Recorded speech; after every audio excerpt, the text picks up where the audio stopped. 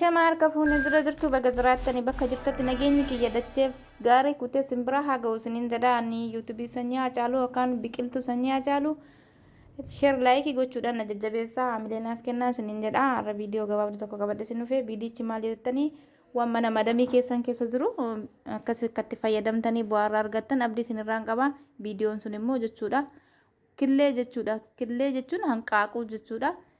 Hanqaaquu sana keessaa xiqqoo tarsaaftanii jechuudha saayinaatti gadhangalaastanii baanzileenii haga fuula keessan ga'u wajjiniin waliin maktanii akka itti dibattanii akka itti fayyadamtan akka bu'aarraa argattan kabajaaf jaalalaan isinii gaafadha.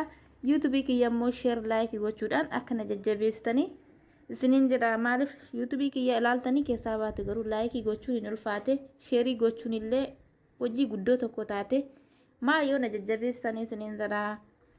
Akkasiniin jira ilmaan Oromoo marti keessanuu sheer laayikii gochuudhaan nan dagatiina maatii kiyya ta'a warri laayikiidhaanis na bira dhaabbataa turtanii galatoomaa isiniin jedha.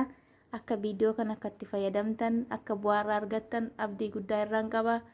Kanaafuu viidiyoon kiyya guyyaa har'aa kanumaan xumuramti. Viidiyoo biraatiin walitti deebina. Akkasiniin jedha sheer laayikii gochuudhaan maatii kiyya ta'a isiniin jedha. Ishee akka maatii kiyya taatan akka na jajjabeessitanii isiniin jedha. Irra deebi'ee isinitti hima. Viidiyoon irra qabadde isiniin dhufee viidiyoon suni hanqaaquu tokko jechuudha.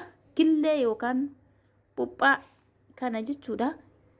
Cabsitanii saayinaatti naqxanii itti fayyadamtu. Achii immoo jechuudha baanzileenii kana saayinaa wajjin waliin maktanii fuula keessan harka keessan itti dibattu. Harki keessan yoo itti dibattan immoo bu'aa guddaarraa qaba. Fuula keessan illee isinii laaffisaa. Ispoonjii isinii godhaa. Fuulli keessan illee baay'ee tokko miidhagaan cululluqaa. Haala kanaatiin akka bu'aarraa argattan abdii tokko isinirraa qaba. Sheer laayikii gochuudhaan na jajjabeessaa. Viidiyoo biraatiin walitti deebina. Akkasiniin jedha daqiiqaa meeqa ofirra keessu yoo jettani daqiiqaa 30 fuula keessan irra keessu. Achii booda fuula keessan dhiqattu. Achii booda fuulli keessan isinii bareedaa hin cululluqaa. Harka keessan illee fuula keessan illee akka babbareeddan akka fuulli keessan isinii lallaafu akka ispoonjii isiniin jedha. Kabajaaf jaalalaan isiniin gaafadha. Sheer laayikii gochuudhaan maatii kiyya ta'a.